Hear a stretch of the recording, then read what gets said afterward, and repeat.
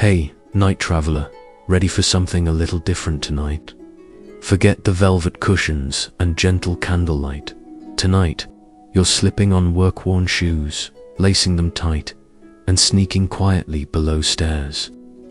Ever wondered how long you'd last as a servant in one of those grand, gaslit Victorian mansions?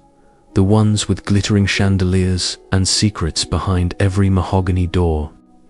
Spoiler, you probably wouldn't make it till breakfast. But before we begin, tell me, could you survive on 4 hours of broken sleep, eat standing up, and answer every bell, no matter how cruel or absurd, with a yes ma'am? As you settle in under the covers, I want you to imagine yourself not as a guest or proper gentleman, but as a servant. Would you last a single day? Tap the pillow, close your eyes, whisper your answer into the dark. It's okay if it's no. By the time you're through tonight, you'll understand why. Let's open the service door. It's 1892. Rain spatters the windows. Somewhere above, the lady of the house coughs in her sleep. A corridor clock ticks relentless seconds. Below, you're already awake, and you haven't slept yet. The day started last night. You are Mary, or Thomas, or Bill. Your name echoes from the household ledger, just a number away from being erased. Here's what's waiting. 4:30 a.m. You haul yourself from a narrow cot in the servants' attic, shivering, careful not to wake the kitchen maid. The bells haven't even started yet, but your shift begins before dawn. No matter how late you finished blacking fireplaces or carrying chamber pots, the next day starts brutally early. In the dark, you dress, brown wool dress or livery, apron, cap or jacket fastened, each item scratchy from too many hand washings in lie. First job, start the fires, creep across icy flagstones, hauling coal, lighting grates before the gentry rise. If the grates aren't glowing by 5:30, expect a scolding from the housekeeper that bites more than any frost. You move quietly. Sound footsteps, the clink of iron, a stifled coffees, enough to earn a glare from Mr. Hardwick, the butler, whose word is law below stairs. The unseen army servants are invisible but everywhere. The scullery maid scrapes last night's grease. From pans, the footman polishes silver like his life depends on it. It kind of does. The kitchen boy eyes the cold beef scraps, counting minutes till he dares taste one. You are part of a well-oiled machine, every step, every chore, precisely orchestrated. Breakfast for the staff, bread gone dry, weak tea, butter if you're lucky. Served standing, shoveling bites with one eye on the clock. The bells begin. Electric buzzers and pull cords strung through the mansion like taut nerves. Parlor needs dusting. The master's boots demand polishing. The housekeeper finds a smudge of soot in the blue room, and someone gets 6 weeks of night duty for it. No such thing as privacy behind every wall. A servant, listening, working, praying not to be noticed unless summoned by 5:45. You've scrubbed 2 sets of steps and scoured the front stoop clean of last night's moodigan. There's no end, only a lull before the next bell, a whisper of hope sometimes. You wonder how long you'd last if you spoke up, said no, or even answered back. The answer, less than a day. Jobs are scarce. 1 black mark lateness, laughter, a bent spoon and you're on the street. Audience check, would you last? Ever skipped breakfast? Try doing it after 3 hours of labor. Hate alarm clocks. Imagine 10 bells, each with a different voice, calling you at once. Dream of adventure. It's here if adventure means wearing your skin paper thin under someone else's finger. So, are you still with me? Or did that straw mattress just get a little less inviting? Tonight, you'll follow a single day one endless loop of commands, chores, close calls, and secrets hidden in the flicker of gaslight. You'll learn why endurance, silence, and a vanished ego were the price of survival. Now, close your eyes. Listen, the kitchen clock is ticking. Footsteps echo in the corridor. Maybe it's your turn. Tomorrow, you'll fetch the water, iron linen until your wrists ache, dodge the butler's gaze, and gamble with a secret of your own. Sleep now, if you can. The day is about to begin. It's not even 6 a.m. and the house is already a symphony of suppressed chaos.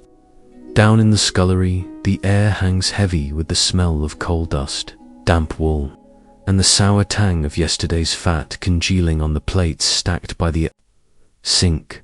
Your eyes are gritty from lack of sleep. You rub them with the back of your hand. Big mistake, as the soot rubs in deeper. No time to fuss.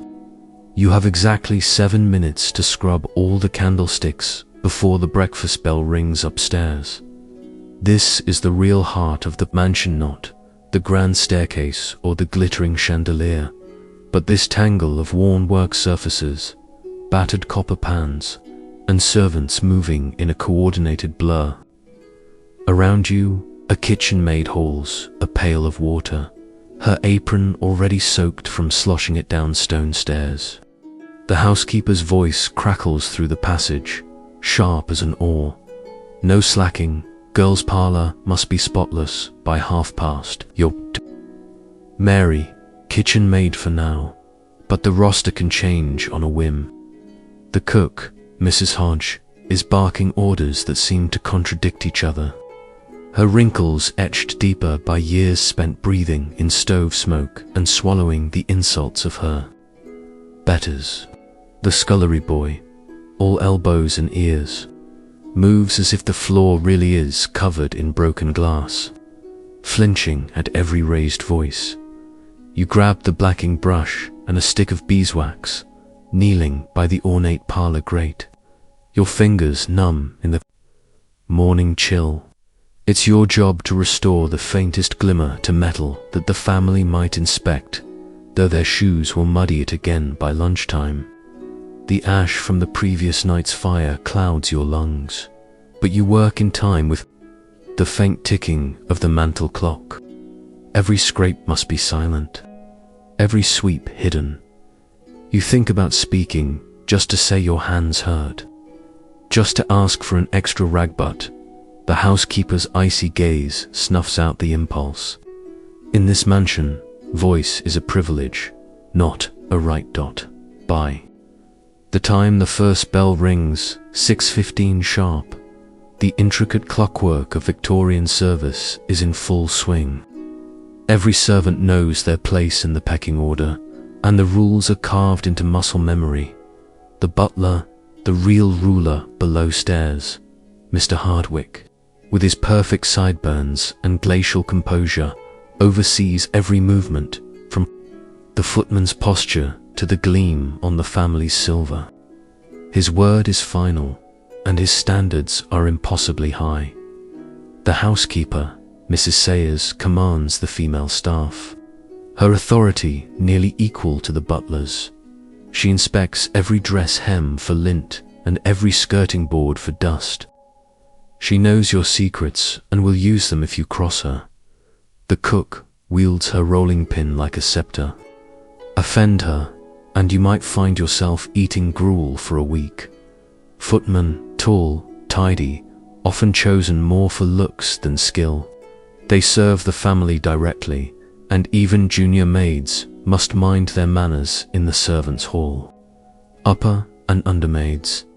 The division of labour is endless. Nursemaids, parlour maids, laundry maids, scullery maids, all ranked, all paid differently, all jostling for favour or, at the very least, survival. There are invisible lines everywhere. Who gets the fresh bread at breakfast? who sleeps nearest the attic window where rain finds new leaks each season, who can speak at table and when. One misstep, and you could slide several rungs down in an instant. Breakfast for the family is a ritual. Everything must be precisely timed, steaming platters arranged just so, with the butler and housekeeper watching over each tray before it leaves the kitchen.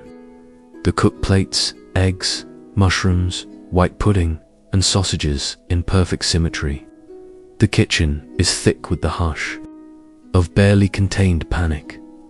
You're not allowed to eat until every dish is away, every crumb swept.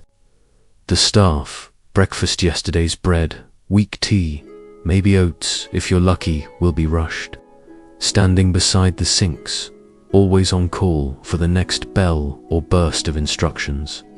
For the gentry, breakfast is served in the morning room. Sun filtering through stained glass, everything bright and serene above stairs. But below, it's a marathon conducted with military precision. One wrong move and a plate crashes. A teacup chips, the butler's frown is enough to ruin the week. The rulebook in a Victorian mansion is unwritten but ironclad. Some of the cruelties are subtle. A snide remark from the lady's maid, a plate accidentally left for you to scrub, a pair of boots so muddy you'll spend 20 minutes on your knees just to get them halfway clean again. Others are as clear as the handbell. Silence at the wrong time. Speak only when spoken to, never at table unless directly addressed. Appearance, apron straight, cap crisp, fingers clean as possible, no matter if you've been scrubbing stoves since midnight. Punctuality, 5 minutes late, black mark in the ledger. Too many black marks, and you're dismissed without reference, a social death sentence. Invisibility. The family must never see your tiredness, your hunger, your pain. If you limp, smile. If you cough, do it away from view. Punishments for breaking the rules. They range from severe tongue lashings to wage deductions to the worst fate, being dismissed and sent back to a world even less forgiving than these walls. There's a strange intimacy among servants. Secrets are whispered while folding napkins. Glances exchanged in the echoing stillness of the hall at 3 a.m. Romantic entanglements do happen, but they're fraught with risk. Court the scullery maid and upset the housekeeper. Flirt with a footman and gain the wrath of the butler. Friendships flourish or wither based on which way the kitchen door swings. The older staff are especially wary. They've seen too many come and go. They remind you that the hardest part isn't the aching feet, but the enduring knowledge that you must always want less than you give. Servants speak of the family as if they were distant relatives, but loyalty is a double-edged sword. Lady Henrietta might smile sweetly at you in the corridor, only to forget your name by dinner. The master's children scurry beneath your feet, alternately charming and cruel. Their lives, glittering and easy as summer rain, are separated from yours by an uncrossable river, and yet moments flare up where the illusion wavers. A child hugs you after a punishment. A lady weeps in your arms while dressing for a ball. The master nods a rare thanks late at night after you stoked his fire for the 5th time. These are fleeting mercies. Never let them weaken your guard. Mid-morning, you're in the laundry, the hottest room in the mansion. Steam from boiling linens coats the walls in damp, and the air bites your lungs. You scrub stains from collars. With lye until your hands burn raw. No breaks, not even to bandage fresh blisters. One towel still soiled. A note in the ledger, an extra hour after dusk. The laundress tells you to save your skin, but never says how. She's missing half a fingernail, lost to the wringer one long winter ago. If you're lucky, there might be 15 minutes between tasks.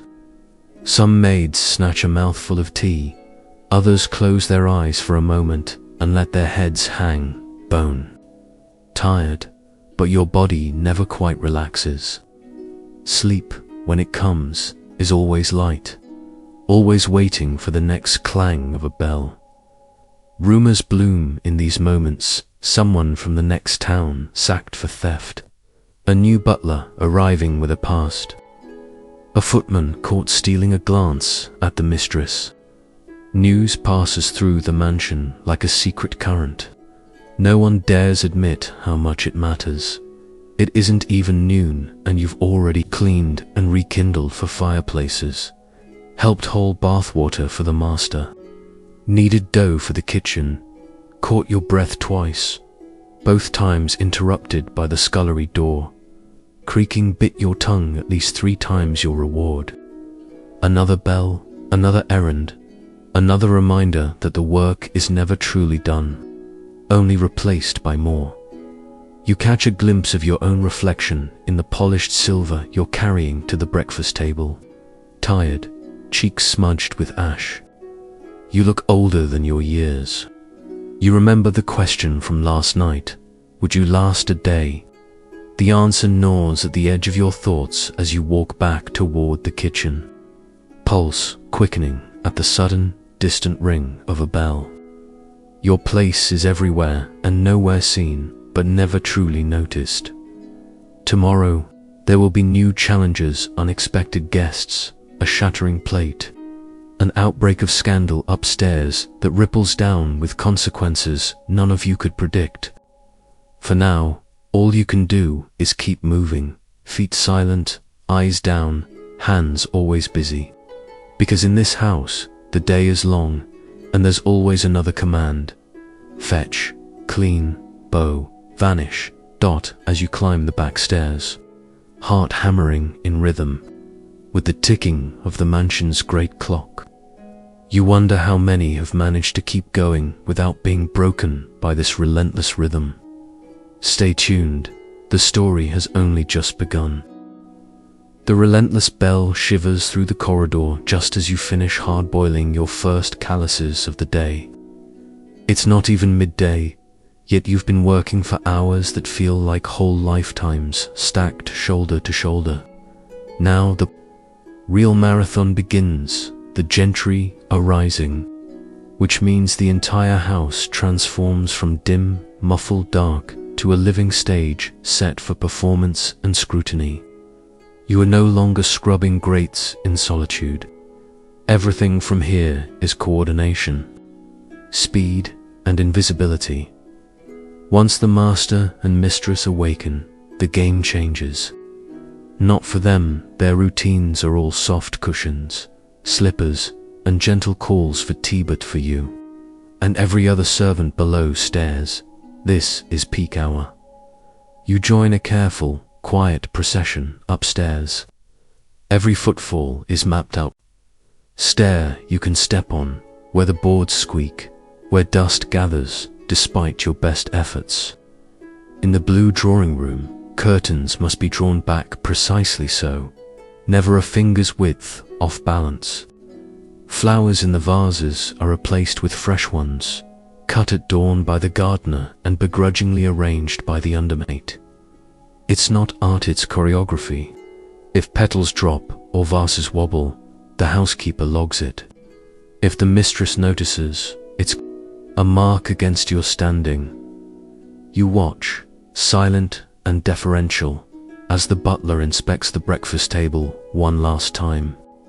Everything is ready except the air, which never truly loses the smell of paraffin, polish, and anticipation. You are called to serve. Steady hands, eyes fixed on the task, no trace of your weariness allowed to mar the performance. The tray is heavy china rattling, teapot hissing, gentle steam. From your vantage, the whole scene is a blur of etiquette and treacherous possibility. In the dining room, the master expects eggs just so, the toast browned to a particular shade. His morning paper positioned at 4 o'clock to his plate. The mistress may send you back 3 times if she detects even a whiff of burnt bread. Her requests are always polite, always edged. You set the table. The cutlery must be aligned so the monograms face up and forward, napkins folded crisp as certificates, not a crumb or smudge to be seen. One slip one, and only one ease allowed per year, they say. No one ever tells you what happens if you reach too. Breakfast is an event for the family, an ordeal for the staff. As you pour the mistress's tea, she sighs about the weather, complains about last night's operol, small talk, but you notice the flicker in her glance toward the master. The footman ignores it, as he must, but the tension swells like thunder between fine china.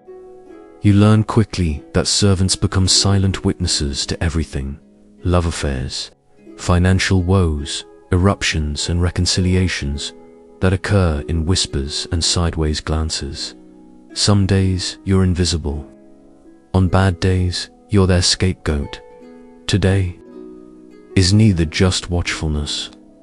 You don't know it yet, but the cook will later whisper that the master lost at cards last night, and now the entire house will be jumpy until he wins again. You can read the mood by the way the mistress taps her spoon and the way the head housemaid breathes through her nose. Breakfast ends and a new chaos erupts below stairs. Crockery, barely cooled, must be washed, dried, and returned to its rightful place before the next meal looms. Orders for lunch arrive from above on a folded slip. Menus change with the master's mood, which shifts with the weather, which is perennially grey. Leftovers if edible are scraped onto a platter for servant's supper, a cold egg, half piece of bread, never enough to feed hunger born from hours of work. You haul another bucket of water upstairs, fighting gravity, aching arms, and the knowledge that a single spill could send you sliding straight out of favor by now. Your hands are sore, but the real labor is only just beginning. The bell calls you down to the laundry, the inferno of the mansion. Here steam and heat swallow you. Aprons are shed, sleeves rolled high, wash basin, lie, boiling water, mangles. The air is so thick with vapor that you cannot see from one end to the other. Linens are flogged on the boards, stains, attacked with salt and lemon, collars scrubbed raw. Sometimes the heat is so fierce that you feel faint. But fainting is not an option. The laundry mistress, a muscle-bound woman with a bark louder than any butler, hovers over your shoulder. Work quick, we're behind. And don't let the masters, shirt scorch you, want to be the one who explains that. No, you do not. Afterward, you wring water from your dress, ignoring the numbness in your fingers. Blister creams and bandages are luxuries for off-duty hours that rarely arrive. It's not even noon, but you feel the weight of days rolling past in single hours. At this point, you may have swept 3 flights of stairs, polished 40 feet of banister, and mended 2 pairs of stockings you did not own. You remember each room by its unique echo. The library is quiet terror. The master's study knife-edge nerves. By now, the bell system, the same one you eyed with dread at dawn, feels like a malicious clock, peeling out new interruptions every time you think you might rest. Loyalty below stairs is complicated.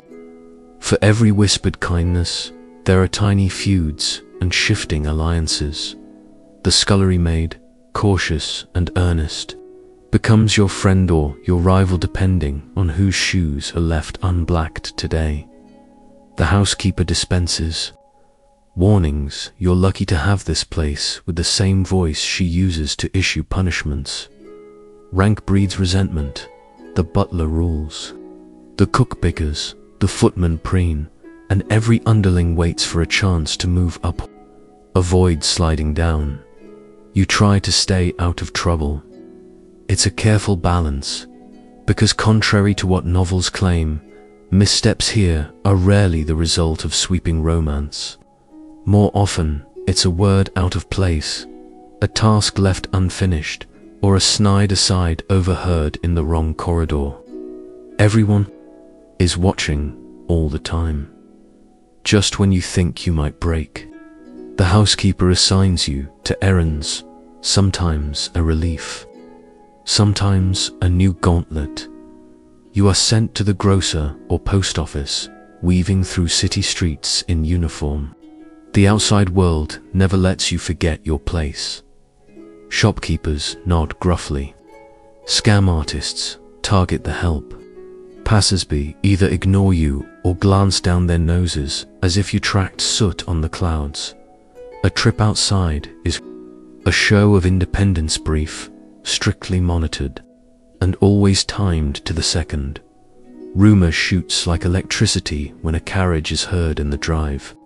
Guests arriving means chaos, elevation of standards, and more opportunities for disaster. You may never see these strangers above stairs, but their demands ripple downward. Silver must gleam, flowers must multiply. Food becomes a parade of new dishes, double the effort, half the credit. Attics are checked, beds remade, portmanteaus lugged up, step after heavy step. Tonight, you'll hear the footman mutter that a guest once had a servant fired in another house simply because she didn't fill his bath fast enough. You think, for a heartbeat, about your own mistakes today. Before twilight, everyone is gathered for report. The housekeeper goes over the ledger, marking down successes and faults for the day. It's a ritual that makes your stomach twist. Each mark could mean a lost reference, a wage cut, or, with enough accumulation, a letter home that no one wants to receive. You stand silent, back straight, as each name is read. Scullery 2, extra rags, unaccounted for. Housemaid, dust mist. Under the green bedroom armoire. Kitchen made good work, but next time more care boiling the parsnips. A nod is a blessing. A raised eyebrow, a curse. As day turns to evening, you retreat below stairs. The house above glows warm with candlelight and gentle laughter muffled behind doors. Below, the world is cooling, abrupt, still trembling with the echoes of feet and bells. You share a supper of luckless scraps, trade exhausted looks, and just sometimes smile at the knowledge you all made it through. But you know tomorrow is coming. The endless demands, the rules that shift under your feet, the constant vigilance required simply to exist beneath the velvet hush of the upper halls. Tonight, you lie in your cot, eyes wide, hands raw, heart thudding from what you survived, and watch your face again. The mansion, for all its order, is a maze designed to tire the mind and toughen the soul. And as sleep slips over you, you wonder, not for the first time, if you truly could last another day. Don't forget, more surprises wait at every stroke of that relentless clock, and you're still only halfway through your day. Morning sunlight barely grazes the frosted attic window as you blink awake to your fourth or fifth day inside the mansion, except it's still the same day, because there's almost no line here between one shift and the next. A thin mat, a horsehair pillow, and 40 minutes of fitful sleep between bells. You roll stiffly from your cot and slip down the stairs on aching feet, bracing for another gauntlet beneath the polished floors and painted ceilings. There's no privacy for servants. You share your sleeping nook with 3 others, but personal space is measured in breaths. If you're lucky, you get a corner locker for your few belongings, a second shift for emergencies, a worn pair of stockings. A letter from home you can never find time to answer. Each step is measured. Below stairs, You pass the butler's office, the door half open, revealing Hardwick's ledger, always ready for new marks. Gossip about Mrs. Hodges' burnt pudding. Last week she blames the scullery boy lingers in the breakfast alcove, but no one dares linger themselves. The air is thick with anticipation and the sour tang of lye and bacon fat. The work is never done.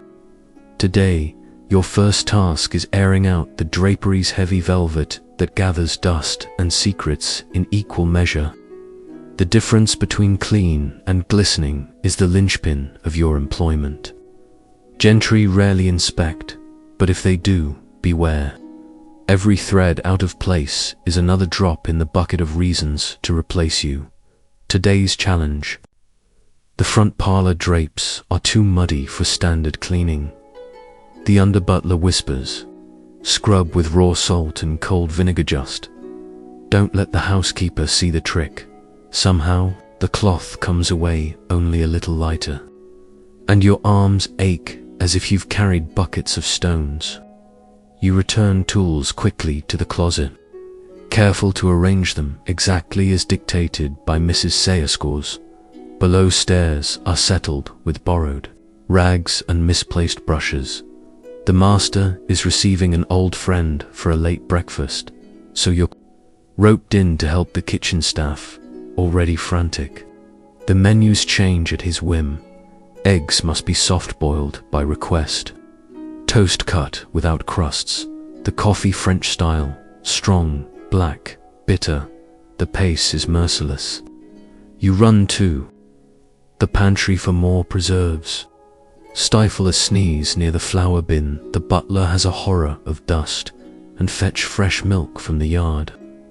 Outside, the cold bites your fingers, and the cook mutters, "Quick, or you'll lose the best girl." Even the cow seems too low in protest. Service means entering rooms where you are meant to be invisible. You keep your eyes down, tray balanced, just so, knuckles white under the silver's weight, as the master's friend lingers over breakfast, making casual remarks about the temperature, the butter, some new scandal in the city. You count the beats between his sentences and try not to be noticed. The housekeeper hisses a correction when you set the cream too close to the edge of the table. "That will be all," the guest says, without looking up. You vanish, but the judgment lingers in the air. Back in the kitchen, the chef is apoplectic. The fish for luncheon has not arrived. You're sent to the street, clutching a basket, to fetch what you can from the market. The city air outside is damp and dirty. Vendors sneer at your apron and the badge marking you as a servantese mark. Little money. Still, you haggle for 2 haddock and some sprigs of parsley, then hurry back, heart pounding. The minutes are always counted. Below stairs, everyone is watching everyone. The scullery boy sniffs. Was it you who blamed him for the burnt pudding? The laundry maid grumbles about the lack of clean rags. The footman teases the kitchen girl just a hair too sharply. Tensions pop and submerge unseen. Old rivalries from years of shared labor, secret, forbidden flirtations kept alive by nothing more cunning than a smudged handprint left on a jug. Overhear Snippet's footsteps hurrying up. From the cellar, a whisper about a new housemaid who's already drawn the butler's glare. A warning not to stand too close to the housekeeper's favored undermaid. If you want tomorrow's schedule to be bearable, the kitchen clock ticks closer. 2:11. Something goes wrong somehow. A vase is toppled in the drawing room, tulips shattering across the polished floor. No one confesses. Everyone could have been the last one in. The housekeeper's voice is iron sixpence from the next quarters. For every maid present, unless the culprit comes forward, no one moves. The sixpence will mean a week without the small luxurizer suite on a walk. New ribbon, or enough for a letter home. The mood grows heavy. The guilty party won't confess, and a cloud of resentment swells just beneath the enforced cheer.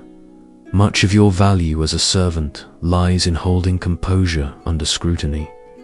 If guests are present, you're expected to float through the room, replenishing tea, collecting discarded gloves, brushing away imaginary crumbs.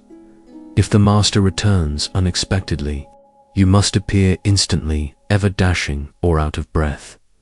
If the mistress requests lavender for her bath at a moment's notice, the task supersedes all others. Run late and face her icy displeasure. All around you, staff plot small medications, a spoonful of sugar tucked into tea, a story swapped with the stable boy about last week's escapade at a rival house. She fired the girl on the spot for a wrinkled doily. The afternoon's great battle is back in the laundry. Today, hot water must be fetched from the basement boiler dangerously close to boiling, poured with aching arms into deep stone sinks. Linens, soiled from the master's rooms, are attacked with lye and brushes until your knuckles split. A sudden burst from a missealed pipe douses the room, and every dry thing becomes sodden in an instant. The laundry mistress curses. You scramble to salvage what you can. A scuffle breaks out, a new maid accused of warping a shirt collar. Tempers snap. Someone cries. The laundry mistress's verdict is swift. Work outside until the bell. You can freeze as well as you can. Sweat. You try not to meet anyone's eyes as the kitchen staff file past, arms bundled in whatever dry shifts remain. You curse the weather, the work, the unfairness, but only silently. Camaraderie is not just a luxury, but a necessity. You pass a crust of bread to a new arrival, tuck a dampened rag against a burn on someone's forearm, offer a joke about the butler's sour face behind his back, but alliances shift fast. A confidant today may repeat your complaint in front of the housekeeper tomorrow if it gets them out of trouble. The risk of trust is constant, and every so often you remember all too keenly. Every person here is replaceable. The staff's tea is a meager reward, leftover leaves muddled in tepid water, served in chipped mugs, hurriedly wiped clean on whatever's dry. The housekeeper allows just long enough to swallow a few mouthfuls before shouting for all maids back to stations. The cook's whistle pierces the room 10 minutes to prepare the afternoon sweet, a scone. Perhaps no jam for the likes of you, and already you're late for another errand. A clatter from above carriage wheels, voices at the door. The mistress's cousin is visiting. A new round of fuss begins. Footmen polish boots and open doors with immaculate posture. Parlour maids lay out fresh cloths and check again for invisible dust. The housekeeper issues a flurry of new orders. Smiles only staff keep to the shadows. You are sent to fetch more towels for the bathroom, stumbling twice on the back staircase worn slick by 100 years of shoes. The upper halls are filled with delicate fragrances, rose, bergamot, honeybutt here. Your scent is always of soap and labor. An unexpected mishap, someone leaves a damp towel draped over the balustrade, and the mistress spies it as she sweeps into the hall. A single sharp look, a thrumming pause, turns into a lecture. You shrink before her accusations, tongue bitten. After she storms away, the footman mutters, "Tomorrow you'll be first for night duty." Punishment is never direct, always edged, always waiting. The rest of the evening is a blur, and requested and forgotten. A spill to be scrubbed, a pair of muddy boots to be buffed until they glint. Each minute is stretched to an hour by tension, fear, and exhaustion as dusk falls. The housekeeper makes her rounds. She checks every door and lamp, every fire grate, She reads out duties for the early evening fetch water, empty the chamber pots, polish silver for tomorrow's breakfast. You try not to dwell on the prospect of another night bell, an urgent summons that can come at any hour for the smallest infraction. Sleep is a promise, not a guarantee. You retreat below stairs, to your cell-like attic, shoulders burning, hands raw, mind running on nerves and borrowed hope. Across the room, a maid sobs quietly into her pillow. No one comforts her. Everyone is too spent, even for that dot above. Laughter trickles from the parlor. The gentry have no need to pretend. Somewhere a clock ticks. The faintest hope is that tomorrow will be no worse than today. But you know, as well as every other servant in this house, you last not by willpower or wit, but by disappearing into the demands.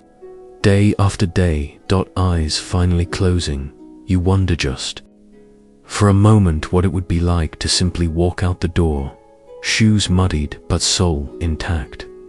But you don't dare. Tomorrow, the bell will ring again, and you'll rise with it, just like you did today. The clock in the servants' hall ticks forward, announcing noon with a sluggishness that mocks any hope of rest. Below stairs, the day's grind sharpens. For every job crossed off the list, another 3 demand urgent attention, a never-ending cycle of duty and improvisation, hierarchy and hush.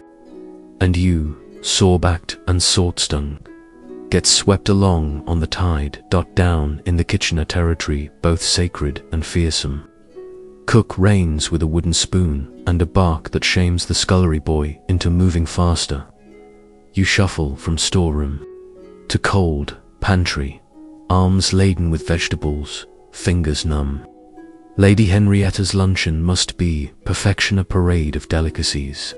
Salads glistening, aspics trembling, ham sliced so thin you could read a letter through each piece. There is no room for mistakes.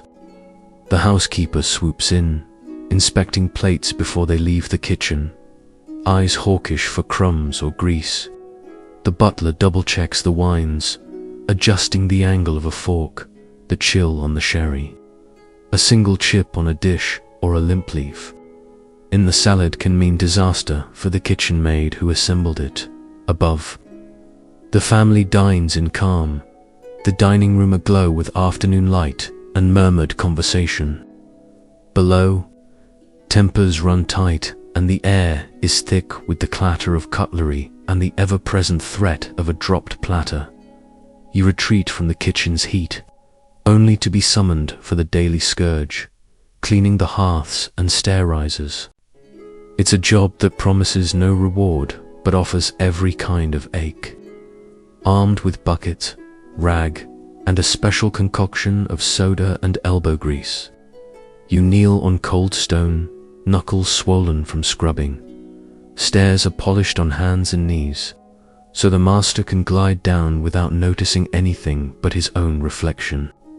In the wood, the matron's voice rings out, "Don't get up until I can see my face in those steps." Any missed patch earns you another hour after dusk. Working by candlelight, along comes the bell for the upstairs sitting room, a call that makes your heart race. The mistress wants her sewing kit, and she wants it now. Errands pace your existence. Here, feel the shift in rhythm. One moment dragging coal buckets, the next sprinting the length of the house to fetch a handkerchief or a vial of lavender water. There's no logic to the requests, just the constant, punitive power of being summoned, always from a floor or 2 below, always in a different direction than the last errand. You might be midway through wringing laundry when the bell rings. Again, drop everything, answer the call, mask your breathless state before facing the mistress. She notices the smallest details. Hair must be smoothed, apron straightened, hands washed, no matter how many times you've been in lye or soot. No request can be refused. To say not now or I'm busy is to risk your place. Every interaction is a performance, polished, practiced, over and over until you no longer need to remind yourself to smile and curtsy. You step into the mistress's chamber with her embroidery kit, taking in the overwhelming scent of rosewater and starch, the gleam of heavy curtains drawn against the sunlight. Lady Henrietta sits at her vanity, hair pinned exquisitely, every inch the lady. She acknowledges you with a flick of her eyes, no words, just a subtle, dismissive gesture.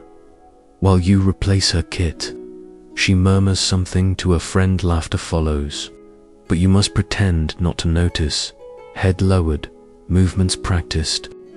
In the corner, the lady's maid works, pinning lace, pressing a gown. Her face a mask of concentration and calculation. Upstairs, staff always have their own ambitions. You are invisible, but not absent from the room. The ladies talk as if you aren't there, the boring cousin, the coming ball, the latest failure of cook's souffle. Scandal is passed in code, but you catch enough to understand just how closely your performance is scrutinized. Luncheon ends. Next comes the clearing, the quiet storm of plates, spilled wine, careless crumbs, U-Haul stained napkins and soiled tablecloths to the laundry, muscles trembling from the effort. There's no true pause, nothing but the constant press of chores, boiling water for starchy messes, lye for stubborn oil, bluing for whites turned grey by repeated scrubbing. The rhythm is all punishment and muscle memory. Any oversight of forgotten bread crust or an unbleached collar can mean lost wages or harsher work, so you mark stains with bits of thread. Keep tabs on every piece, trade tips and whispers with other overworked hands. The laundress complains, too many hands in the water, too few dry shifts. You learn to accept the rhythm, the tedium, and, occasionally, the scraping humor that sees you through. Grins flashed over the steam. Jokes about which lord's start will kill you first, in the rare moments between tasks. You overhear enough to fill a ledger twice over. The underbutler suspects the second footman of sneaking tastes of the master's brandy. Two housemaids trade secret glances in the corridor, dangerously brazen after dusk. The scullery boy has a sister in service at a rival house. Word is she's run off with a groom. Gossip is a survival, skill currency, entertainment, and warning. Sometimes it shields you. Sometimes it can ruin you in an instant. The housekeeper knows this too. She controls the flow of rumor as tightly as the keys to the linen room. By mid-afternoon, fatigue is a fog behind your eyes. But the schedule doesn't loosen its grip. You move on to polish silver, a ritual as ancient as the house itself. Each fork, each platter is a mirror to your own exhaustion. Still, any dull spot will be noted and discussed at the evening staff review. There's no music, just the gentle click of plates, whispered complaints, and the heavy, stifling odor of Polish. You wonder, not for the first time, if the family above ever questions how the table sparkles or the sheets smell of lavender. The boundary between your labor and their luxury is absolute. The nursery bell rings. Today, you're assigned to help the nanny, a role that nearly drowns you in exhaustion. As the young heirs treat every servant as a target for pranks, the lord's son, clever and sharp-tongued, dumps marbles in the corridor. The younger daughter demands stories and sweets, knowing any missing treat will be blamed on the maid. Through it all, the nursemaid maintains stoic discipline. A child's mischief is dangerous. Here it can mean a dressing down, or worse, dismissal. You daydream briefly, dangerously of a world where children are forbidden to own bells, or at least restricted to only one per household. As you set down an armful of ironed pillowcases, your hand slips. Linens tumble to the floor. Someone, a footman, probably sees and smirks. The next staff meeting will mention it, no doubt. Servant Mary, too clumsy with the master's linen. Your cheeks burn, but protest is impossible. Apologies flow, ingrained. You learn to overcorrect, to offer to redo the entire bundle as penance. Even if it means missing your supper, the others avoid your eyes a while. Tomorrow it will be someone else's turn in the doghouse by late afternoon. You're cleaning chamber pots, rushing to refill ewers, straightening every curtain, dusting every ledge. The bustle thickens. Lady Henrietta is dressing for dinner. Guests, the butler shouts for extra candles, and the kitchen resembles a battlefield after a hard campaign. Service intensifies as the hour of the evening. Meal approaches no room for tardiness, error, or even a wavering step. Someone cries quietly in the hallway. No one offers comfort. It's not cruel, just the rhythm of survival. The day's light fades. The real work is far from over.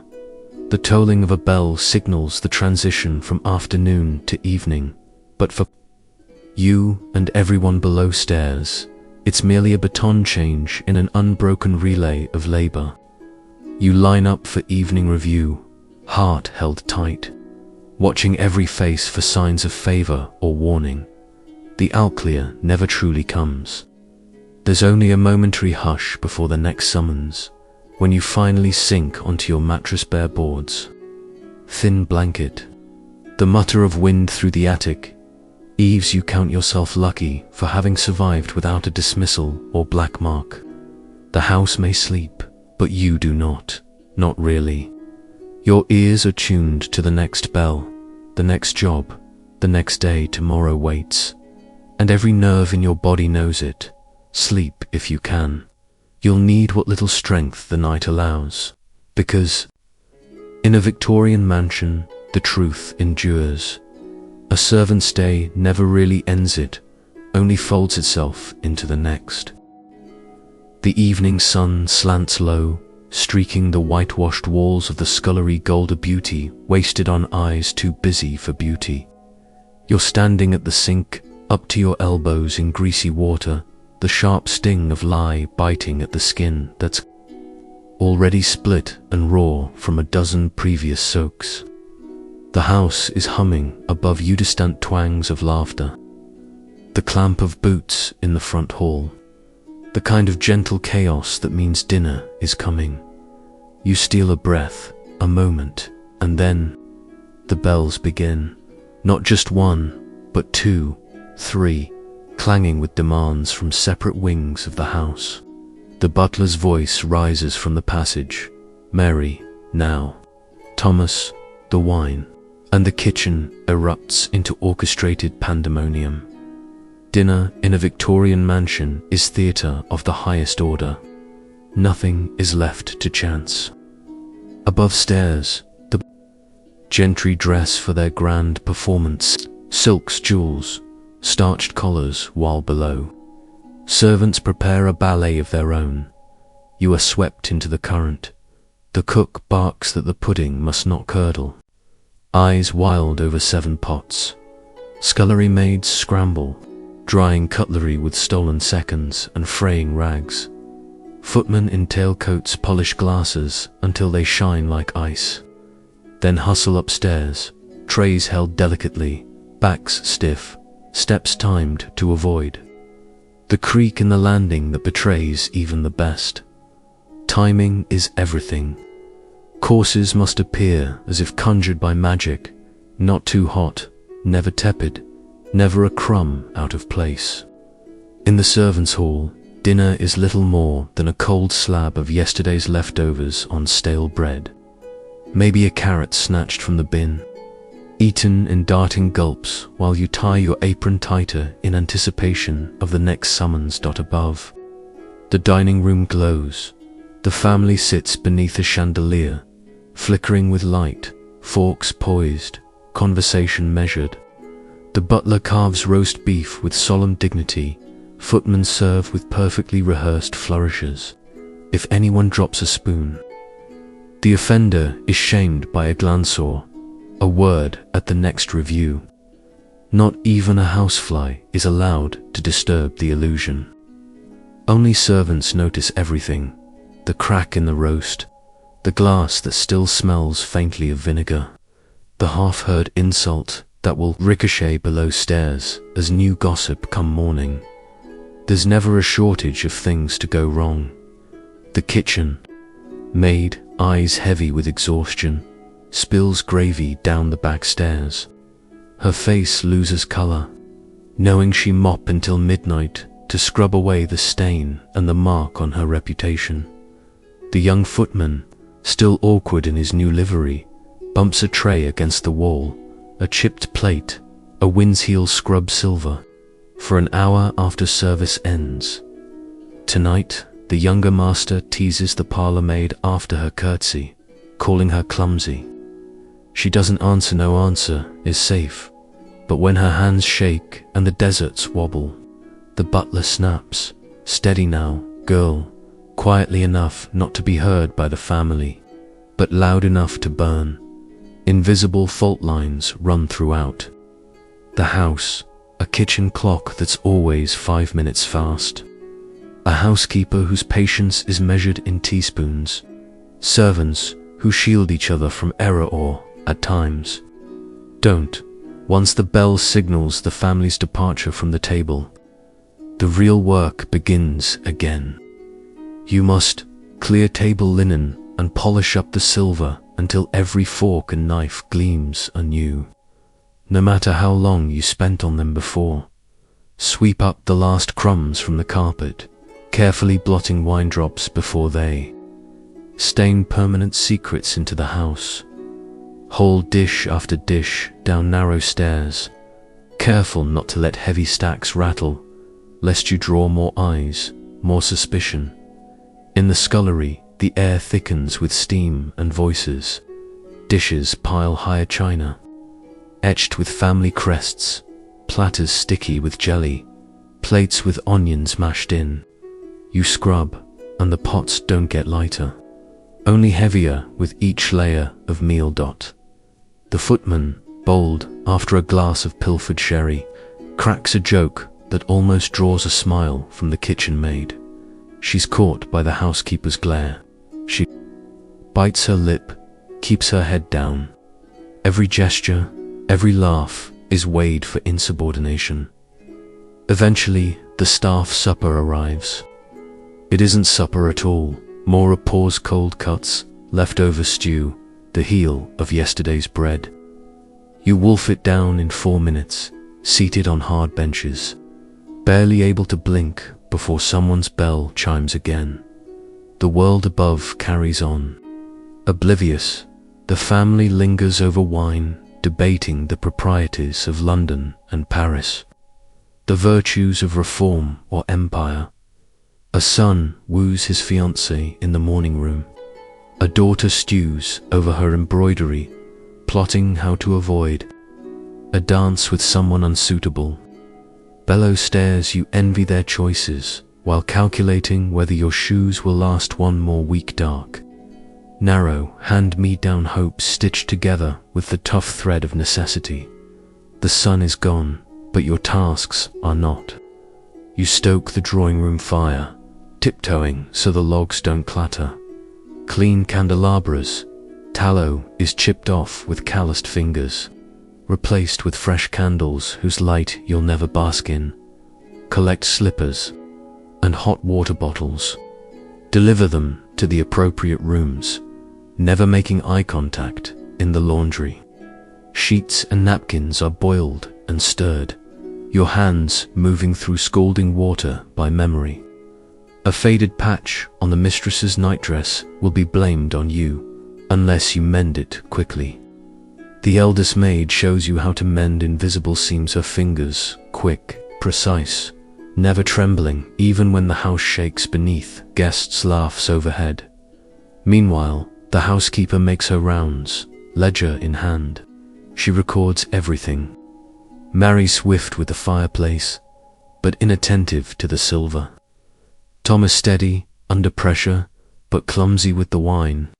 Scullery boy dawdling again, to be set first for kitchen duty.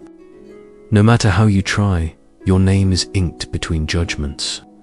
The ledger rules your future, determines your references, your reputation, your very right to a corner in the attic or a place in the next house, should you ever dream of escaping this one.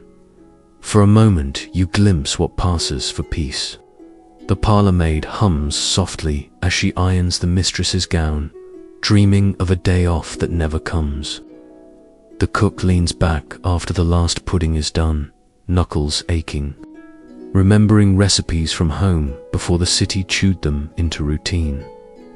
The stable boy leans in a corner, listening for horses, his only companions in a world that won't let him near the main table.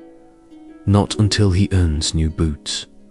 Luxury and want exist in the same house, divided not just by flaws, but by expectation. There are three worlds in one. One, the world of the family, a glittering castle of ceremony and privilege. Two, the world of the staff, half-lit and crowded, defined as much by rules as by necessity. Three, the world inside yourself, the one you keep silent and strong, holding tight through every humiliation. If you're lucky, you'll reach your bed before midnight. If not, maybe by 2. The staircase is steep. Your legs wobble. You pass snoring maids, smell the cloying mix of damp stone, soap, sweat. You claim your spot, pull your thin blanket tight, and let the night seep in. But there's always fear a bell could ring at any moment. A guest might fall ill. The mistress might want a cup of tea, or the master might decide his boots need shining before dawn. If you're slow, you'll get a black mark. If you're spirited, a lecture, or worse, a dismissal. You lie awake, pulse, ticking in time with the house's great clock. There is no such thing as a completed day, only moments snatched in half sleep, and the endless loop of labor beginning again. Somewhere above, the master laughs, thoughtless. A new guest arrives, his boots muddy and expectations high. The cook weeps quietly in her apron, remembering home. The butler flips through the ledgers one last time, already planning whom to praise and whom to scold tomorrow. The bell is quiet. For now, you close your eyes, an old prayer on your lips. Let morning come slow. Let the work be honest. Let me keep my place. Tomorrow, the story continues. Disaster in the kitchen, secrets behind locked doors, and a betrayal that will change the order of everything below stairs. Sleep, if you can. The next day is coming, and you'll need every scrap of strength. The house is all golden glow and hushed footsteps as dusk thickens at the windows. Lamps flicker on one by one, a silent signal for the night's next round. Any thoughts of rest, of privacy, of quiet are illusions. Because for the likes of you, the day has only twisted into its harsher shape. If you thought you knew exhaustion before, you learn now that fatigue can deepen into something bone deep and cold. A second skin you must wear to survive, as the gentry change for dinner. The working world below stairs throws itself into frenzied order. Every surface is checked again, every nick in the banister smoothed with beeswax, every upturned glass scrutinized for invisible specks. Mrs. Sayers, the housekeeper, holds her nightly review, a ritual as unyielding as any church service.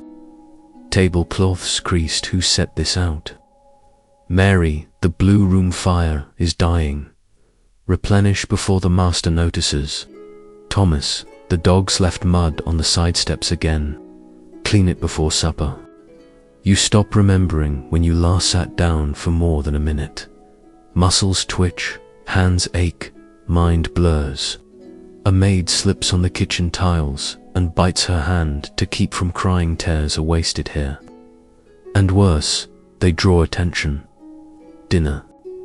In the grand hall is symphony and siege. You help fetch platters roast beef, puddings, jewel-bright fruit arranged with almost obsessive artistry. The servant's entrance is hidden, a panel in the wainscoting that creaks only when you're at your clumsiest. Every sense is on edgier dropped knife, a spill of gravy, a guest's sharp-eyed glance. Any could cost you dearly.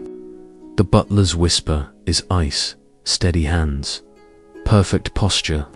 Your place is nowhere and everywhere. As the family feasts, the politics below stairs thicken. Tiny alliances form and fracture with the changing wind. The scullery girl, face still red from Mrs. Hodges' rebuke, shares her crust with the new pantry boy. An underfootman mutters about a favor in exchange for covering a shift. Everything's bartered, even trust. A kitchen maid passes you a note folded into a napkin. Watch Thomas's back Hardwick is looking for an excuse. Friendships here are woven from hardship, fraying when strained, yet stronger than iron in the moments of pain. Rivalries can be just as fierce, someone's always waiting to deflect blame. To escape the next disaster, the gossip mill never stops. Did you see the new dress Lady Henrietta wore? Cost more than a year's wages, and then her youngest put jam on it before dessert. They say a cousin is coming to stay extra. Guests mean extra work. And the fifth bedroom's fireplace is choked with birds' nests. You trade size eye rolls, brief touches currency when words are too dangerous to speak. At the first clang of the new Bella harsh, unfamiliar ring, everything shakes loose. The mistress's cousin has arrived, Mrs. Pemberley, famous for white gloves and black moods. Suddenly, nothing is good enough. Cushions are too firm, water too cold, flowers too sparse. The entire household moves as if through a minefield, trying and failing to meet her impossible standards. You are summoned to deliver a fresh pitcher to her room. She inspects it as if it's tainted, sets it aside untouched, then comments, "I do hope you're not the one with rough hands." The last house we visited, I caught the staff using lye instead of glove powder. You try not to flinch. Your knuckles are already cracked and angry at the badge of your labor, but a mark of shame before her sterile gaze. It doesn't matter. You will be blamed for something before the week is out. Tonight, the master's study is off limits. Rumor boils. Something has been misplaced, a letter, a purse, perhaps just a cherished pen. Panic runs through the lower ranks. If the missing item is not found, the entire staff may face docked wages, black marks, or worse, a full search and questioning. An hour is lost as the housekeeper shepherds everyone into the servants' hall. Voice pitched thin with strain, search your rooms. Empty your pockets. If anyone saw anything, now is the time to speak. No one speaks, no one moves. Eyes glance up, then away. You feel the silent pressure. Protect yourself, protect the others, don't cross the wrong line. When the item is finally found under a stack of newspapers in the master's own study, no apologies are given. Suspicion lingers, like a sour whiff in the corridor, and the smallest missteps now draw double punishment. By now, you're wrung dry, but the night's chores stretch on. Tables must be cleared and linens checked for stains, chamber pots emptied, and porcelain ewers refilled. Upstairs, The laughter is slowing, the candles on the tables stuttering. But below, your shift compounds, silver to be polished again, hearths to be raked and relit, so the family wakes to warmth. Quick repairs made, a torn hem stitched, a button replaced, a forgotten scarf pressed for morning. A senior housemaid lets you in on her trick. Needle and thread kept tucked in a sleeve, always ready, because one unseen mend can save your skin.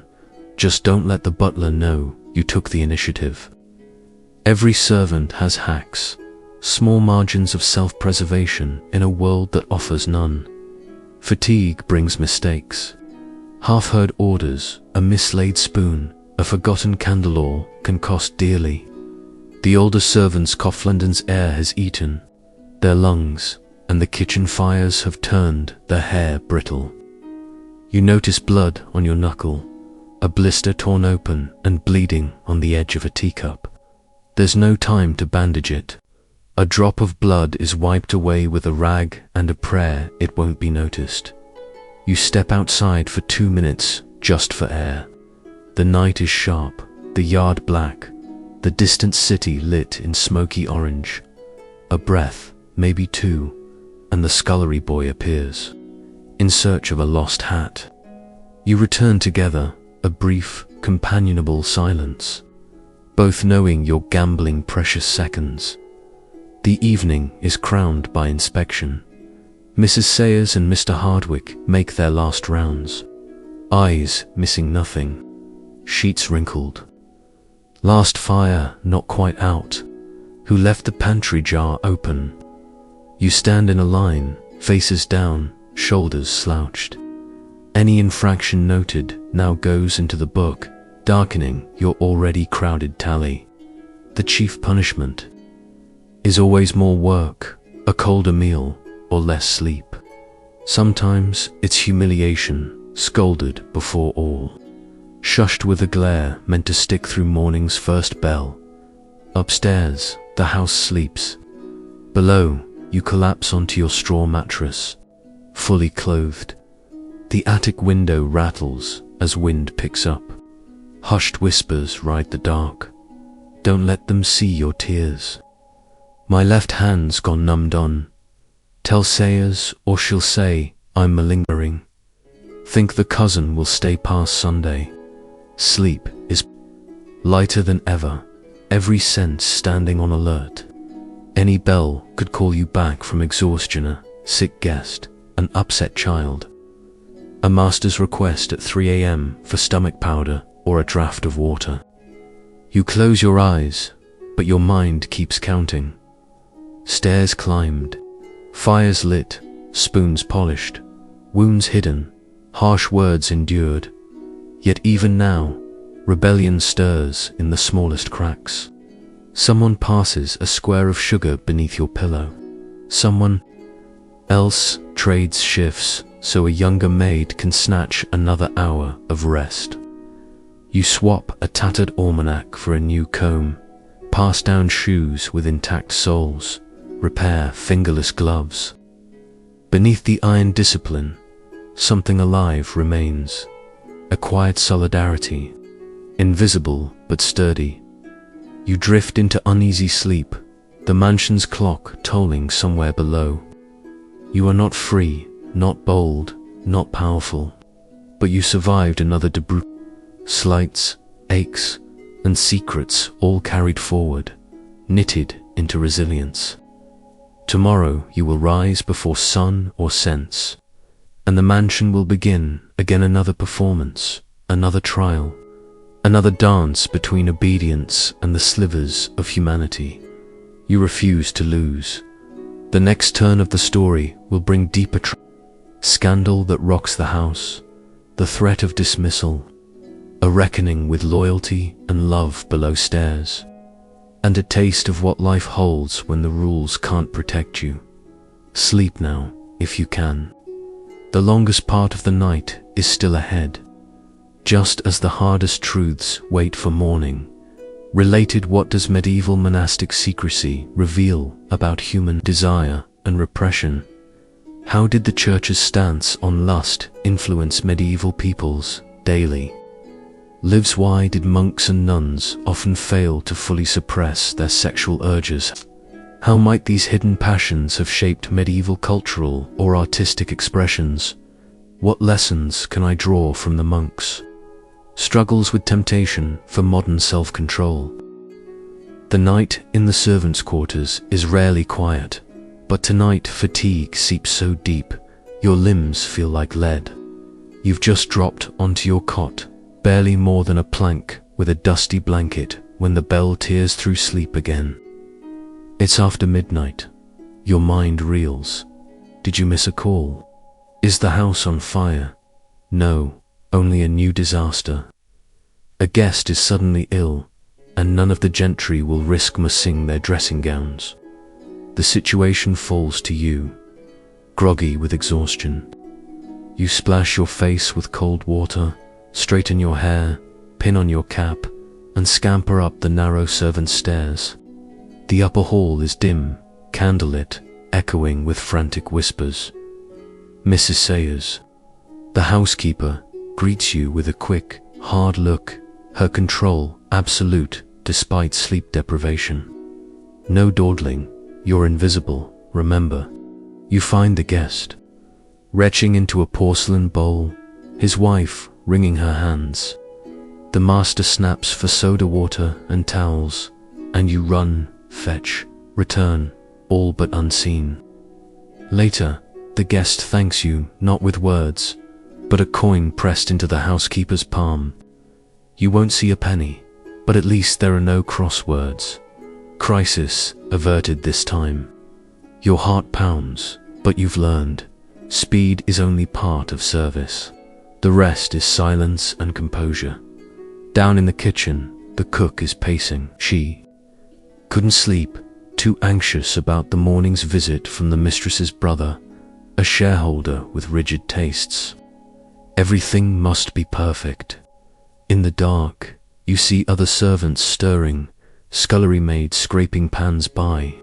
Candlelight, a stable boy polishing boots for dawn rides, the under-butler writing out the next day's guest. Lists and orders, this is life below stairs.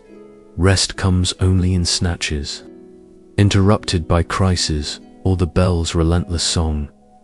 Before the sun so much as considers rising, the house is awake. The air outside is wet and cold. You and the other maids trudge to the wash house, beating soiled linen against the boards. The work is so repetitive that your mind goes numb, shifting from ache to ache shoulders to wrists, wrists to ankles, ankles to heart. The undercook is snapping at the kitchen staff. Potatoes must be peeled, bacon sliced, eggs set to boil. The china needs double-checking no chips this morning, or there'll be more hell than breakfast. Someone's forgotten to polish the tea service and gets a warning from Mrs. Sayers. In a moment of weakness, a new maid swears under her breath, and you swallow your own frustration for her sake. Every movement is choreography, dance of hiding. One's exhaustion while preparing everything on time. The parlour maid dusts the drawing room, careful not to disturb a sleeping cat or a threadbare rug that mustn't look threadbare. The butler rehearses his greeting to the mistress's brother, worried his coat is too shiny, his manners not crisp enough. The cook insists on hand-whipped cream, elbowing anyone in her way. If it's not peaked just right, we're all out on the street by supper. As soon as the family stirs, you're setting fires in the hearths, delivering hot water to the bedrooms, smoothing duvets, and ensuring flowers haven't wilted from the night air. The entire house is scrubbed and set to rights before the gentry even step out of bed. As light strengthens, breakfast is set like a parade review. Toast cut in perfect rectangles, porridge without a single lump, tea brewed not a second too long, silver gleaming on the white cloth. Every piece in ordained orderia, sent to stand by the corridor, ready for any request. If a plate is returned, eggs to runny, tea too strong cooks, temper flares, and someone, maybe you, gets the brunt of it. Small mistakes are punished quietly but permanently, with shifts swapped, black marks logged, and privileges withheld. Word comes from the drive more guests are expected for lunch. Panic ripples through the staff like a storm. Extra linens must be ironed, new flowers arranged, an impromptu dessert prepared. The footman helped with tables. The parlour maid polishes wine glasses. Hurriedly, you're sent for. More fresh milk and butter from the yard, hoping the delivery is early today. On this day, the house feels 10 times its normal size, every corner demanding an extra effort. The butler barks, hurry, keep your heads down.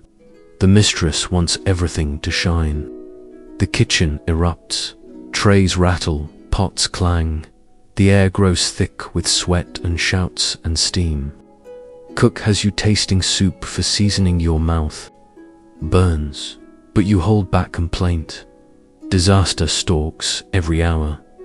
You catch the scullery boy sneaking cold roast from the larder. One sharp word, and he might lose his place. A cup is tipped in the drawing room, and for a moment, terror shoots down your spine. Did the stain show on the rug? No, luckily, the footman catches it. The under-butler accidentally drops a cake stand. The clang rings out. For 100 heartbeats, all work stops. Mrs. Sayers sighs. No one speaks of this, ever. As noon approaches, aches deepen. The parlour is aired. Boots are buffed. Windows wiped until hands go red. You catch a reflection, hollow cheeks, grime under nails, then glance away. The never-ending exhaustion feels like it might finally win. Somewhere out of sitter maid quietly weeps. She's new, maybe missing home, maybe afraid she won't last. The older hands offer only the comfort of a turned back. Open sympathy is dangerous. Exposure to weakness invites extra duties or dismissal. Lunch is served, then cleared, almost without pause. The gentry complain about the weather or the city, never noticing the human machinery that keeps their comfort seamless. After lunch, the gentry are occupied music lessons, needlework, consulting with their guests. For servants, the tempo never slows. You help the laundress scrub yellowed collars and stubborn stains. The work is endless, a single mark, and the housekeeper's voice sharpens. You're sent to dust the library, no fingerprints. Allowed, then, to air out the musty boot closet. The mistress is unusually sensitive to the smell of damp leather. The surviving rest break is brief. Tepid tea gulped, standing up, a crust of yesterday's bread. Jokes are traded in whispers, petty grievances aired. But there's always a lookout for Hardwick or Sayers. As evening draws closer, tension binds every movement. A fresh round of guests means a new wave of urgent cleaning. Extra rooms to attend, special requests for impossible foods or amenities. The workwearies invert, shoes pressed, faces scrubbed, hair smoothed once again. Below stairs, hierarchy sharpens. Mrs. Sayers reminds everyone, our service is the family's reflection. If you fail them, you fail yourselves. Each word sticks. A thorn and a threat in the kitchen. Disaster nearly strikes. The roast nearly burns while the cook is berating a maid for crooked napkin rings. You salvage it, barely yet receive only a stoic nod. Never thanks. Beneath this surface, life vibrates with secrets and small joys. The kitchen boy, risking all, slips you a square of cheese smuggled from lunch. To maids, share a private letter in the passager, bit of gossip perhaps, or a trace of forbidden affection. The undermade sketches on scraps of wrapping paper hid an artistry that, if discovered, might earn a beating or a black mark. Sometimes, for one glorious minute, someone remembers laughter, but as quickly, silence returns. Hardwick's step in the hall, the housekeeper's brittle voice, a guest's bell echoing up from the drawing room, even well after dark. Work is unfinished, chamber pots too empty to turn down, boots lined up by the fires to warm the master's toes for bedtime. The parlour-maid is sent for a carpet beater, sudden dog hair on the stairs. Another is dispatched to hunt for the lost cat. The housekeeper checks every lock, every light, every latch. You're expected to help, still standing after a 17-hour day. Exhaustion makes you clumsy. You nearly drop the coal scuttle. A candle stubs out just as you reach the top of the landing. Mrs. Sayers's icy stare reminds you competence is everything. Finally, you sink toward your cot, caked in the day's efforts. The house is quiet. Your fingers, bruised, split, or raw, cramp as you loosen your shoes. There are no songs, just faint breaths from the others, and a distant thunder of rain on the roof. The air is thick with ache and stillness. You clutch the small locket worn on a string under your shift, the only thing that is truly yours. For a minute, you allow yourself to feel pride, not for being seen, but for having survived. One more day in the house, one more tiny act of defiance against exhaustion, erasure, and the tireless stare of the hall clock. But sleep is light, fleeting. The bell could ring again. It always might. Tomorrow promises more. A broken vase, a missing guest's coat, a rumor of staff dismissal. Maybe a smile, maybe a crisis survived, maybe only more routine. For now, you let your body rest, heart echoing the house's relentless thrum, and the question whispered once more as you slip between dreams. Could anyone really last a day in a world where rest is rationed, kindness dangerous, and satisfaction nothing but a secret kept beneath your pillow? The bell is waiting for your answer. When dawn scrapes a wary light along the edge of the attic, it reveals more than dust motes and threadbare blankets. It reveals the aftermath of an emergency night-jagged sleep. Nervous hearts and bodies twisted by exhaustion on cots too short for even comfortless rest. Yet hardly has the air begun to warm when the bell rings, cold and sharp. A summons impossible to ignore. A disaster has rippled through the house before breakfast. The mistress's prized porcelain vase has been discovered, shattered on the landing. No one saw it fall, and no servant claims the deed. Mrs. Sayers's fury is silent and thorough. She orders every servant to line up in the chilly servants' hall, eyes hollow, hats in hands. The butler conducts his own inquisition, pausing before each set of trembling hands. The cook mutters that she wouldn't trust a footman with a cup, never mind a Ming vase. One scullery maid nearly faints with nerves, certain she be blamed. No one confesses. The punishment unfolds collectively. Breakfast rations are halved, a day's wages docked for every servant present. The injustice stings, but you dare not protest. In this house, apology means little, but obedience is everything. Despite the incident, the mansion must uphold the daily spectacle of perfection. Breakfast for the gentry proceeds with its usual tranquil display. But the tension below stairs is as thick as grease smoke. You pour tea with hands that only just stopped shaking. The footman who stutters receives a whispered threat from Hardwick. Another mistake and he's out. A new kitchen maid fumbles a tray of toast, earning herself a glare that will not be forgotten. above stairs. The family eats, discussing investments and the trials of staffing. Good help.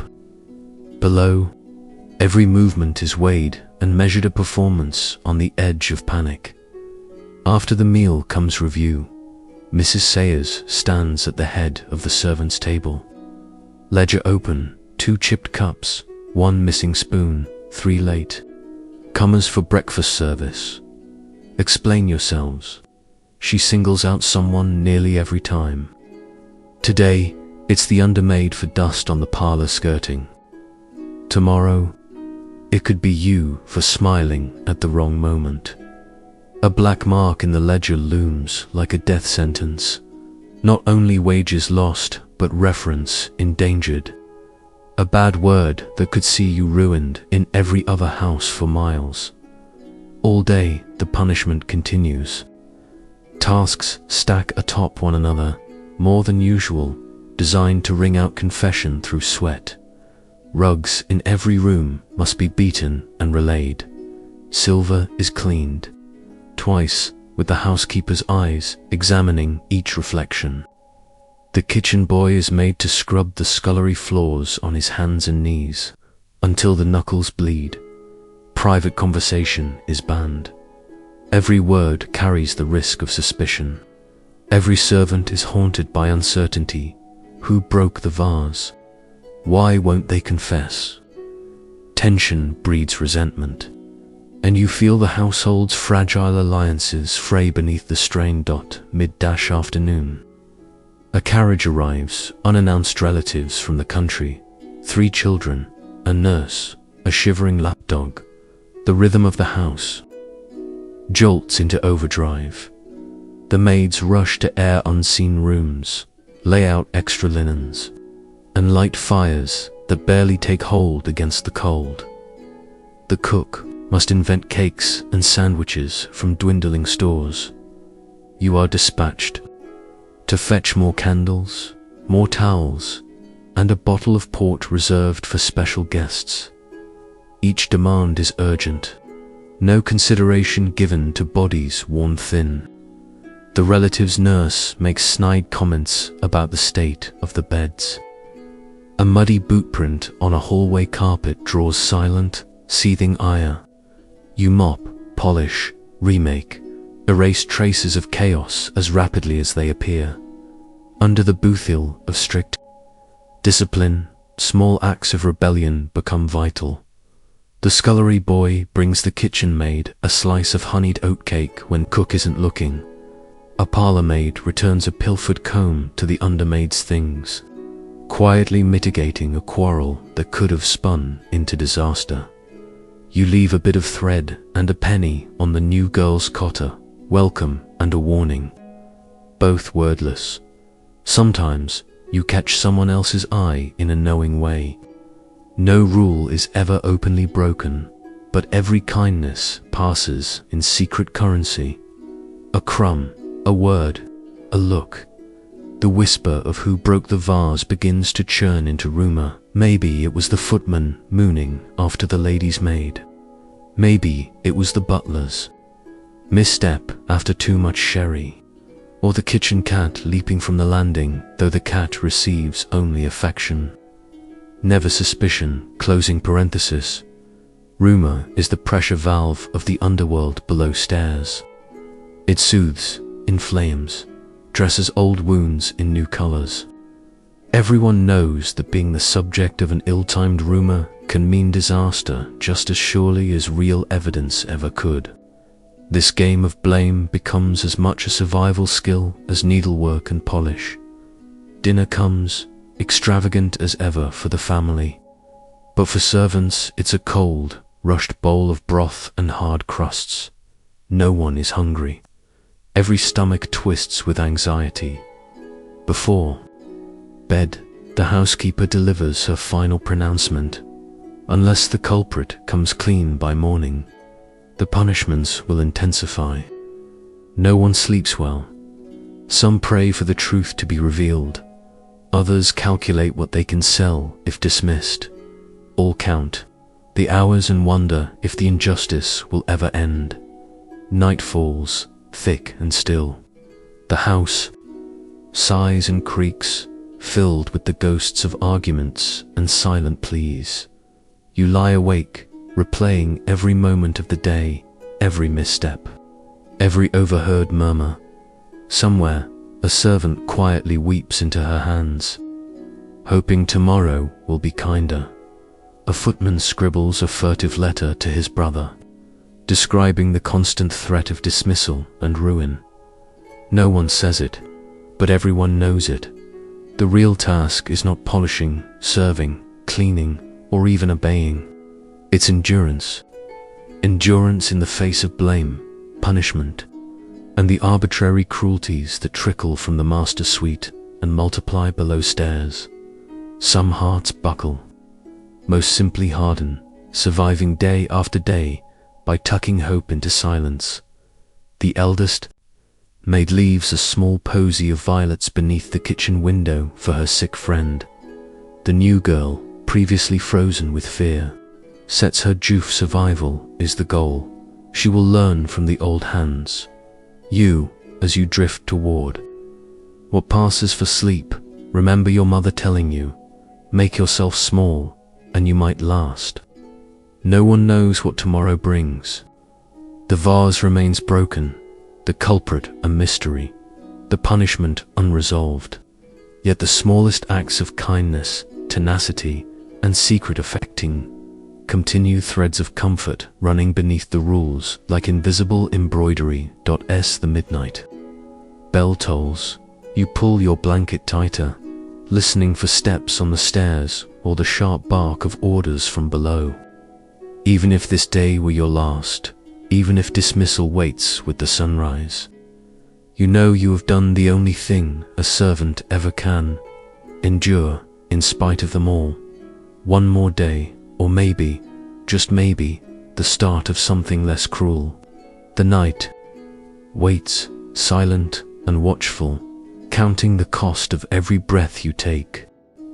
The final rings of the bell feel like echoes of all that's come before, haunting certainty that when the house winds down, the labor still churns under its velvet hush.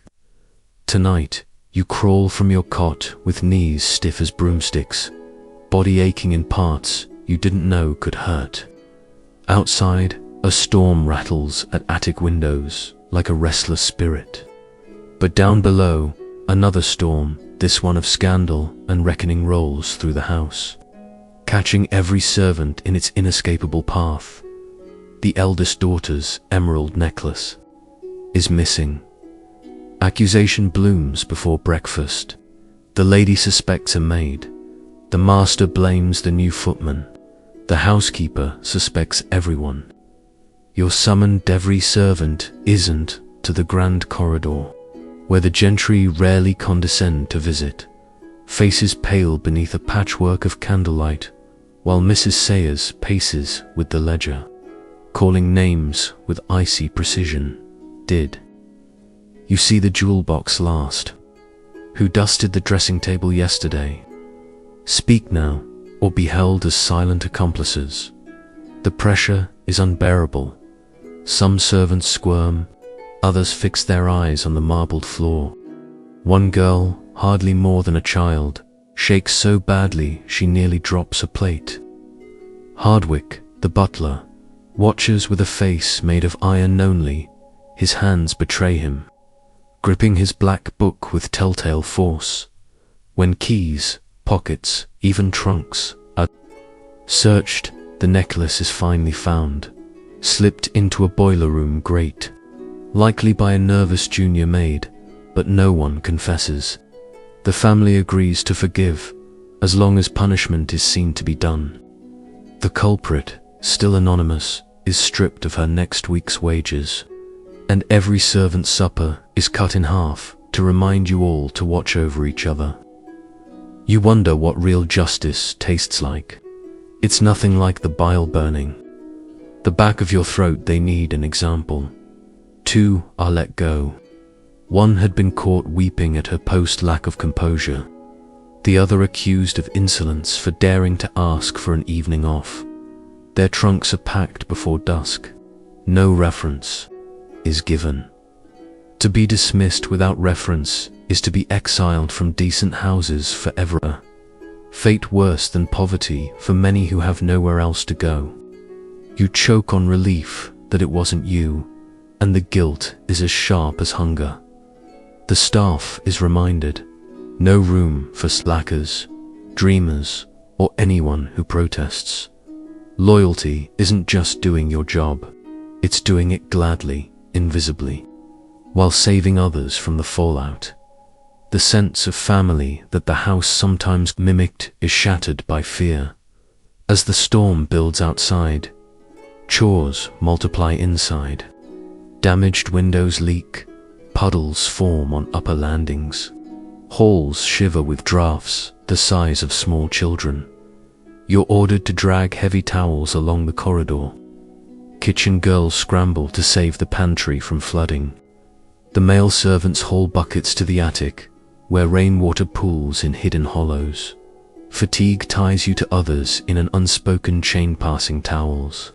Muttering encouragement, warning friends about corners gone slick with water. The camaraderie of crisis is swift and sharp. For a moment the rules blur, hierarchy slackens, and you almost feel seen. The butler appears, dripping from a night spent supervising repairs, and thanks the staff quietly, fiercely for their speed. It's not enough to erase 1,000 small grievances, but it's a rare gesture, and the room stills under the unfamiliar tone. The housekeeper's voice cracks just a little as she reads off names for the next day's chores. Later, in the narrow passage outside the school, a smuggling of kindness persists. You hand a warm brick wrapped in cloth to the youngest maid, her feet blue with cold. The kitchen maid tucks a wedge of cake into your apron, for later don't let Sayers see. The stable boy passes a battered copy of a penny novel along the row. The pages so well thumbed they open by themselves. Each gesture is more dangerous, more precious than you realized at the start. In this place, kindness is never for free, it's trust with stakes. A risk you take because without it, work would be nothing but misery. Tonight, the scandal has made dismissal more real than ever. You linger a moment at an open window in the attic, watching the storm lash the glass. Somewhere in the dark is another life, one with choices, freedom, and no one's bell ringing you to heal. Some staff actually do run for it. One kitchen girl, battered by punishment and hunger, slips out after supper. Her absence the next morning is met with feigned surprise. Perhaps she's gone home to her sick mother, whispers the cook, winking at no one. Such escapes rarely succeed. Word travels, reputations cling, and most find themselves back in service within a month, at a worse house, with a crueler master. Still, the fantasy sustains many through long hours. Whispered dreams pass between servants in the dark. If I saved enough, I'd open a shop. I'd sail to America. I'd marry a clerk and have a door I could lock from the inside. The mansion itself seems almost alive, a vast engine powered by labor, fed on small betrayals and stranger loyalties. Sometimes it rewards, more often it forgets. New staff arrive to replace the missing, wages are split thinner, mistakes accumulate. As a kind of folk memory, in the gaps between work, you jot a memory into your apron hem with needle and cotton. A coded message, passed on someday, or maybe buried with you if you never escape. This is how servants resist. A nickname carved in a beam, a recipe memorized, a chain of favors paid forward in secret. The final bell comes just before dawn. Sheets are pressed, boots lined up, parlor fires checked for the last time. Beds call like sirens, even if only for a handful of uneasy hours. The eldest maid tells a joke under her breath. A few brave souls smile. A footman hums a half-remembered lullaby, quiet as dust. If you're very, very lucky, you're allowed to sleep. Tonight, though, a fresh round of bed checks means eyes linger too long. Hands search through boxes, references glimpsed and retucked. Yet as you close your eyes, listening to the house creak, tired, aching, half-starved but realize what survival has meant, holding tight to small dignities, treasures entirely unnoticed above stairs. You get by, not just through obedience, but through endurance and ingenuity, silent solidarity, finding moments of tenderness in grime, learning when to keep secrets and when to trade them. You never truly flatten out. Even when told to vanish, you bear witness, storing up stories that will be traded someday by a back alley lamp or over a pint of watered ale. When dawn fully breaks, the house will wake and begin anew, barely changed, but you and every servant like you will have survived another night.